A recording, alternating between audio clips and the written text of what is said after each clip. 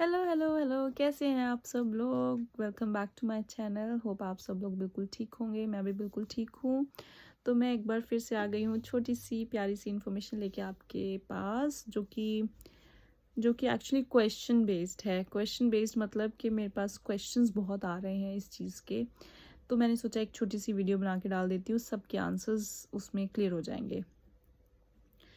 So again question ये है कि जो नर्सिस हैं, आई मीन जो मेरी ऑफ कोर्स मैं कोलीग्स ही कहूँगी क्योंकि because I am also a nurse. तो इंडिया में जो भी नर्सिस हैं, they just those who really want to come to UK, तो वो कह रहे हैं कि दीदी हमें प्रोसेस बताइए कि असल में प्रोसीजर या प्रोसेस क्या है, कितना खर्चा आएगा, या हमें कैसे करना है, कहाँ पे जाना है, किससे बात करनी है। लाइक आई अंडरस्टैंड के बिलियंस ऑफ क्वेश्चंस उनके माइंड में चल रहे हैं, लेकिन इतनी टेंशन अभी से मत लीजिए।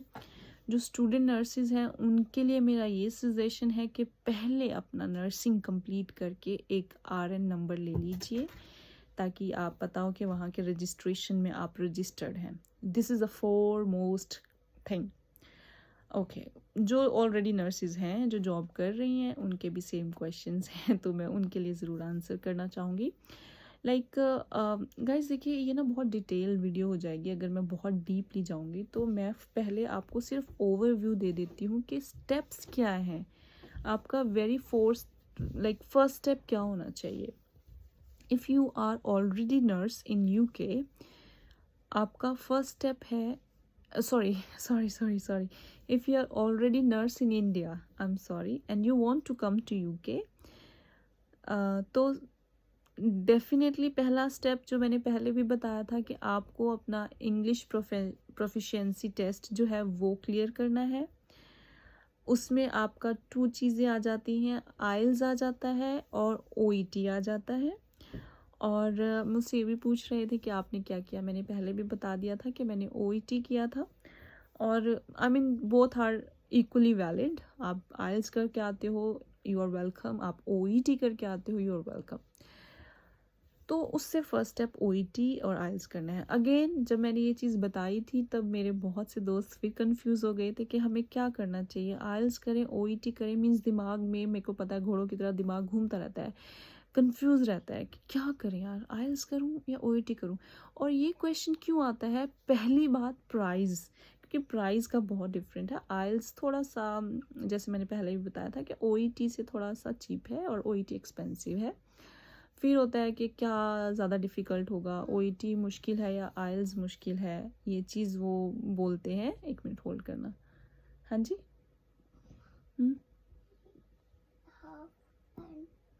आई डोंट नो, अभी नहीं ना ढूंढ के दे सकती। Let me try first here, let me finish my video.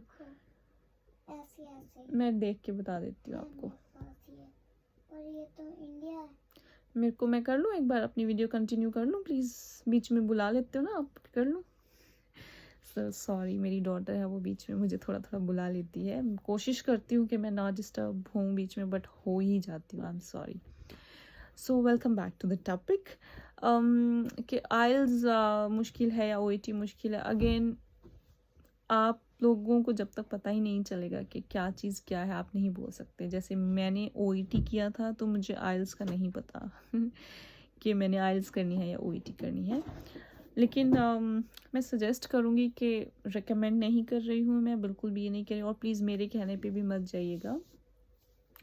But ये है कि नर्सिस जो हैं अगर वो ओईटी कर लें, ओईटी पे मेहनत करके ओईटी एग्ज़ाम कर लें तो अच्छा है, बेस्ट है। क्योंकि ओईटी में हमारा नर्सिंग का ही सब कुछ होता है, हमारी लाइन का ही सब कुछ होता है, तो वो मुझे ईजी लगता है। ओके, सो ये हो गया। नर्सिंग करने के बाद आपने प्रोफिशिएंसी टेस्ट देनी है, आइल्स या ओईटी, दोनों में से कोई भी एक। उनकी ग्रेडिंग्स का है, आप प्लीज़ अपना नेट पे अपनी कंफर्मेशन के लिए, मुझे पता है कि क्या ग्रेड्स आने चाहिए, किस में आप क्वालिफाई हो जाते हो, बट फिर भी मैं आपको एक वीडियो में वो भी बताऊंगी जब। लेकिन आप ओईटी के लिए, आइल्स के लिए एनरोल हो ही जाते हो तो आपको ऑलरेडी पता होता है। सो ओईटी कर लिया। ओईटी करने के बाद आता है CBT test, which is computer based test. Again it's not difficult, easy होता है, मुश्किल नहीं होता है, वो भी कर सकते हैं आप। बुक कर सकते हैं वो एग्ज़ाम, आप ऑनलाइन बुक कर सकते हैं या फिर जिसके भी थ्रू आप करवाएंगे वो कर सकते हैं आप। And this is the third step actually, CBT step. In between बहुत सारे स्टेप्स होते हैं गाइस, वो मतलब आपकी डॉक्यूमेंटेशन वगैरह ये सब चेक करवाना, वो सब कुछ होता है। लेकिन अगेन मुझसे ओवरव्यू पूछा गया है तो मैं सिर्फ ओवरव्यू ही दूंगी, क्योंकि अदरवाइज़ बहुत डिटेल्ड वीडियो हो जाएगी ये और बहुत लंबी चली जाएगी। तो CBT हो गया आपका। CBT का रिज़ल्ट तो आपका नेक्स्ट डे ही आ जाता है, इनफैक्ट सेम डे आ जाता है। सो या CBT का रिज़ल्ट आ गया आपका, OET का रिज़ल्ट आ गया, अब रेडी टू फ्लाई। अब आपकी डॉक्यूमेंटेशन वगैरह होती है सारी, उसमें बहुत कुछ होता है, वो भी आपको प्रोसेस जब आप करेंगे तभी पता चलेगा। लेकिन मेन जो स्टेप्स हैं वो यही हैं। उसके बाद आपका आता है ऑस्की। और ऑस्की का क्या है, ऑस्की इंटरेस्टिंग चीज़ ये है ऑस्की की कि वो यहाँ UK में लैंड होने के बाद है ये एग्ज़ाम। आप यहाँ पे आ जाते हैं, आपकी इंटरव्यूज़ हो गई, सब हो गया, NHS में अप्लाई किया आपने, आपकी इंटरव्यू हो गया, आपकी सिलेक्शन हो गया, आपका वीज़ा लग गया, सब हो गया, एवरीथिंग इज़ डन। अब आप यहाँ आ जाते हो। पहले आपकी यहाँ पे ट्रेनिंग होती है, which is very very good part. आप जब आते हो आपको ऑलमोस्ट 2-3 मंथ्स की ट्रेनिंग दी जाती है, जो कि आपको ऑस्की के लिए प्रिपेयर करते हैं वो लोग, आपको ऑस्की की फुल प्रेपरेशन देते हैं। ऐसा नहीं है ऑस्की, एक्चुअली ऑस्की का भी एक फंडा है कि लाइक एक क्वेश्चन सा है कि भाई ऑस्की क्या होता है। ऑस्की से बहुत डरते हैं सब लोग। मैंने जिस हिसाब से अपने कमेंट्स या अपने मेल्स मैसेजेस पढ़ के अंदाज़ा लगाया है, they are very very like scared from OSCE guys. डरने की ज़रूरत नहीं है। नर्सिस को मैं पहले ये बता दूँ, हमने प्रैक्टिकल्स जो हम देते हैं ना इंडिया में, वाइवा प्रैक्टिकल्स जो भी हम देते हैं ना, जो हमें सिखाया जाता है वही होता है उसकी। फ़र्क इतना है कि यहाँ पे हमें ये लोग अपने तौर तरीके सिखाते हैं कि भाई इस तरह से केयर होती है, इस तरह से ये चीज़ें होती हैं। तो वो हमें पूरा तैयार करते हैं उस चीज़ के लिए। ऐसे ही नहीं हमें खुले मैदान में छोड़ देंगे कि हाँ अब ओस्की देना है, ऐसा नहीं होता है। They will really give you very very good and defined training for OSCE and you will get confident of that. OSCE की डेट्स एग्ज़ाम की बुक आप नहीं करते, वो हॉस्पिटल खुद अपनी तरफ से आपको डेट्स देता है, और उसका सेंटर अलग अलग होते हैं जहाँ आपको जाके ये एग्ज़ाम देना होता है। गाइस, पिन लेने के लिए यहाँ पे UK RN बनने के लिए आपको वो पिन बहुत ज़रूरी है, और वो पिन आपको तभी मिलेगा जब आप ऑस्की क्लियर करेंगे। So OSCE is very important exam to be cleared है, बिकॉज यहाँ आके जाना कोई नहीं चाहेगा। किसी का मन नहीं हुआ कि हम यहाँ आके चले जाएं, और ये सैडली होना भी नहीं चाहिए। आप लोग आ जाएंगे तो अच्छे से, जब आप ट्रेनिंग ले लेंगे तो आप डेफिनेटली क्लियर कर जाएंगे। और एक चीज़ और, ऑस्की के अटैम्प्ट्स होते हैं। अगर आपका फर्स्ट अटैम्प्ट नहीं क्लियर हुआ, आप दोबारा से एग्ज़ाम दे सकते हो, जो कि 100% हो ही जाता है। दोबारा वाले में तो पक्का ही हो जाता है। सो डोंट वरी, चिल रहो, चिल पिल रहो, मज़े से करो, तैयारी करो अच्छे से, और हो जाएगा।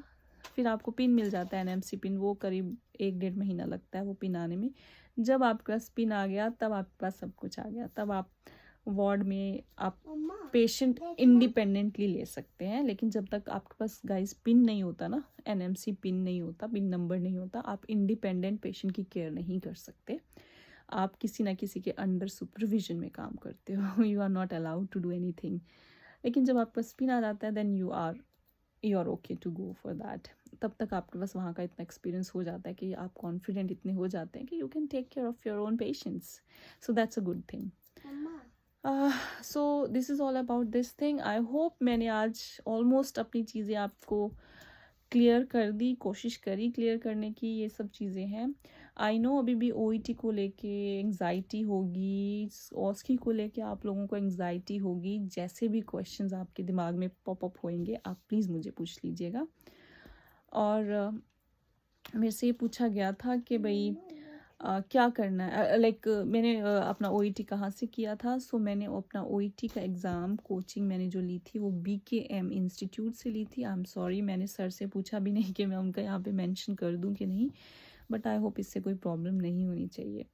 सो BKM इंस्टीट्यूट से की थी, जो मोहाली में है, and this is really very good sir. बहुत लाइक ये इंस्टीट्यूट बहुत अच्छा है, बहुत अच्छी ओईटी ट्रेनिंग देते हैं ये लोग। मैं बहुत सेटिस्फाइड थी अपनी ट्रेनिंग से, और मैंने जिसने भी मुझसे पूछा मैंने BKM को ही रेकमेंड किया। It's really really good institute.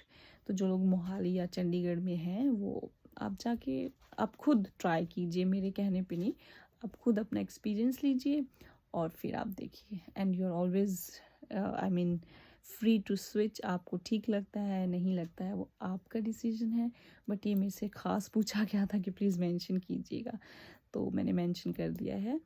तो टेक केयर। अब आप अपना देखिए, डिसाइड कीजिए। जिस दिन डिसाइड हो गया और आप OET करने निकल गए तो आप पीछे मुड़ के मत देखिएगा, मज़े कीजिए, आराम से हो जाएगा। एंड यहाँ UK में आके किसी चीज़ की हेल्प है, so I am always here to help you out through a process. किसी चीज़ की हेल्प चाहिए होगी तो मुझे पॉप कीजिए, क्वेश्चंस पूछिए, I am always happy to answer. So now it's time to take a note. Allah Hafiz, take care, and welcome to UK. Bye bye.